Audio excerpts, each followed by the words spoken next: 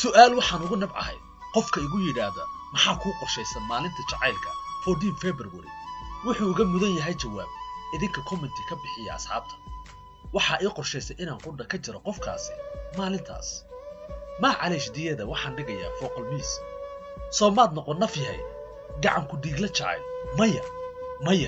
maya ma ku sheegaa sababta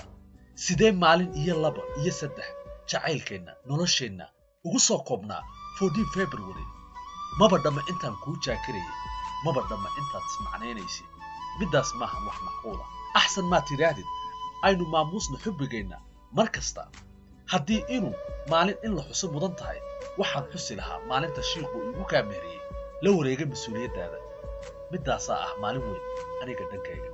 xasuusno maalin kasta waa maalinta jacaylka second kasta minute kasta saacad kasta waa maalinta jacaylka ogsoono marwa adaan maanka kugu haya